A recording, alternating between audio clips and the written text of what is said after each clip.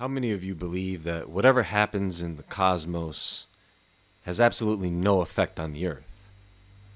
How is it the sun lights up the Earth and lights up the moon so that the moon glows and lights up the dark side of the Earth?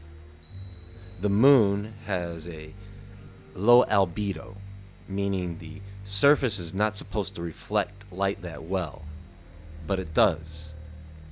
And the earth shine, the light reflecting off of the surface of the earth, also contributes to the glow of the moon. You think that is by accident? You think our biology being connected to the moon is by accident? You think the moon sitting up there always showing one side, constantly readjusting itself to do so, is because of nature?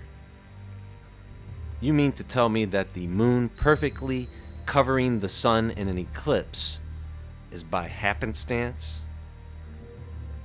Now everybody knows, well, I hope everybody knows that if something were to happen to the sun or the moon, it will affect the earth directly. We all understand the relationship between the sun, earth, and moon. From a theological position, we would say that was purposed by God, and what we consider to be other planets within our solar system are also purposed. We do know how Jupiter is important for maintaining the asteroid belt. How is that an accident?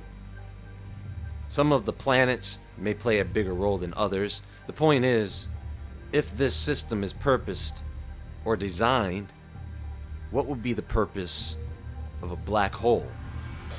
What would be the purpose of a magnetar? As human beings are being blamed for the changing of a climate that has always been changing since the beginning of time, who's to blame for cosmic change?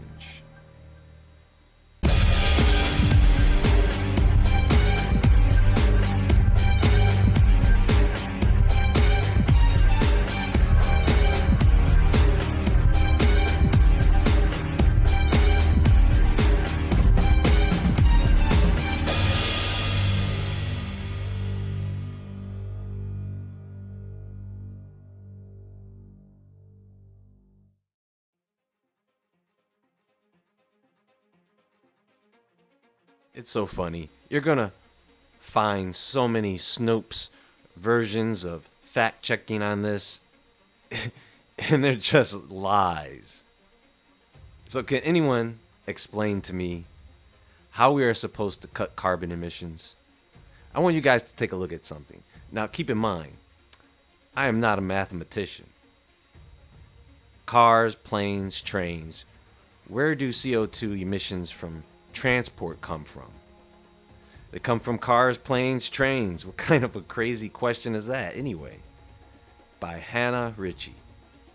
So let's give Hannah the benefit of a doubt and say, just for the sake of argument, say that everything, the information in this article is spot on. It's accurate. But before I get into this, I want you guys to think of why, of all greenhouse gases, are they choosing the one that humans biologically produce by breathing? We'll get to that in a moment. Transport accounts for around 1/5 of global carbon dioxide emissions. 24% if we only consider CO2 emissions from energy. You see, they're not including the emissions, let's say, that come from volcanoes. How do these emissions break down? Is it cars, trucks, planes, or trains that dominate? In the chart here, we see global transport emissions in 2018. This data is sourced from the International Energy Agency.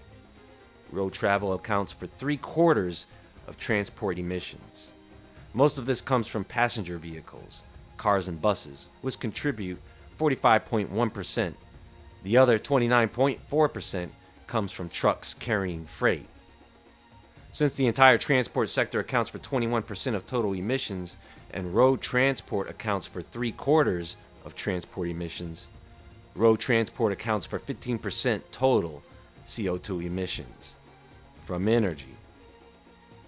Aviation, while it often gets the most attention in discussions on action against climate change, which is true, and that's where they're going to start to implement these policies, accounts for only 11.6% of transport emissions. It emits just under 1 billion tons of CO2 each year, around 2.5% of total global emissions.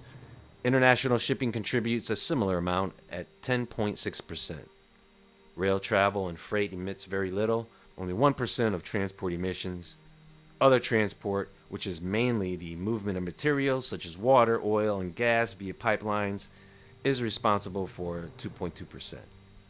Now they say that a human being exhales 2.3 to 2.5 pounds of carbon dioxide each day. 365 days a year, that is 839.5 pounds a year. Multiply that by 7 billion at the low end, and you get 5.8 trillion pounds, which is 2.2 billion metric tons. Now that's a considerable amount given the numbers I've just read to you for CO2 emissions from transport and energy. Should we stop breathing? No, because as we breathe out, that CO2 is being processed, filtered out, and converted. So how much of all of this emitted CO2 is neutralized or processed? And they fail to tell us this because they want you to believe that this is causing the earth to change the way it has been. They are lying to everyone to cover the truth. It's just that simple. And the truth is, the climate is changing because the cosmos is changing. And they've been telling everyone this through the press releases of star explosions, the news about black holes, neutron stars, magnetars, asteroid flybys. You see the bigger picture once you put all that stuff together. Radiation, cosmic radiation, as well as radiation from the sun is hitting our magnetosphere, and it is being redirected into the poles of the earth. The earth is not releasing all of that energy. And so over time, that energy builds up internally. Magma in the earth's crust starts to flow faster and stronger, creating more current and heating up the soil. Some of that radiation that gets redirected into the poles doesn't get redirected, just gets directed at us. This causes the atmosphere to do several things. For example, compress and heat up. The volcanism on the surface and in the ocean contribute to that. Oh yeah, big surprise that the hottest month on record was last month. And they keep saying like it's the hottest month on record of the century. This happens every year and has been happening for years. Now after they get enough people to get on board and go along with us being the cause of all this, what do you think they are going to do next? Tax the air we breathe. They are trying. Some locations have tried to do this indirectly, like the Venezuelan government, their airlines that wanted to tax people for air purification. And this is how it will start off. They will indirectly tax our air by saying that it is for the cost of purification under the guise of health and safety for all. That's how they got you guys wearing masks and getting shots. That's how they get you guys drifting into the wrong lane. What are you guys going to do next year when it gets hotter? Or this winter when it's 30 degrees and snowing one day and 80 degrees the next day? The cosmic changes that have been occurring are extraordinary. There is a considerable amount happening, and the ash environment is coming. It's here already for some people. Some of you who live out west near or in California know what I'm talking about. All that heat that was out west is moving towards the central U.S. and places like Texas, Oklahoma, Kansas, Colorado, Nebraska. Those places are heating up. Expect temperatures above 100 degrees in those areas all next week. In an upcoming presentation, I want to talk about neutrinos and how the detection of neutrinos has increased and what all that means, because it is a bit complex to get into right now. This is linked to what is happening right now. Believe it, they are going to try and punish us for this. They are going to try and tax us for this. They don't have direct evidence, just theories of lackey scientists. And they will keep pretending like this is just happening, and they will keep saying in 10 to 20 years and 50 years we could be in trouble. No, we are in trouble now. Guys, you don't know how carefully and methodically planned all of this has been for years. Do you know what they have been doing? They have been doing things to make it seem as though all these earth changes are less than what they really are. They have been spraying the skies, partly to mitigate the effects of cosmic and solar radiation. Think about GMO foods. Most people think they make GMO foods for the purpose of pest control. Faster growth, larger yield, less expensive, all those reasons, right?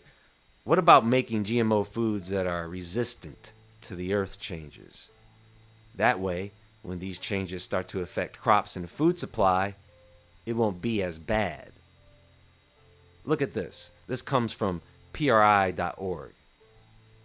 Scientists think GMO crops may help us deal with climate change. Mind you, this was published back in 2016. So how far have they come with this today? I'm not sure. But listen to this. Engineered resistance. One crop genetically engineered for drought tolerance is already on the market in the United States. A corn variety called Drought Guard, created by Evil. Approved by the U.S. Department of Agriculture in 2011, Drought Guard includes a protein from the bacterium Bacillus subtilis that Evil says will help the corn remain productive amid water shortages. Drought Guard has also been certified for sale in several other countries, including Australia, Canada, Mexico, and Japan. The market response to Drought Guard has been slow so far. In 2014, about 500,000 acres were planted with Drought Guard corn, representing about 0.5% of the nation's corn crop. Did you guys know that? Probably not. And the results have been mixed.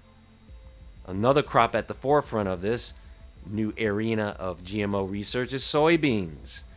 Look, do I need to read any more? You've been lied to. You've been duped, tricked, fooled, bamboozled. I mean, don't you guys get tired of living like this, knowing that we are all living under the rule of evil and are being lied to 24/7? Not sometimes, all the time. I bring these things to your attention. Why? Because it's what you need to know. There is more to come, so stay tuned.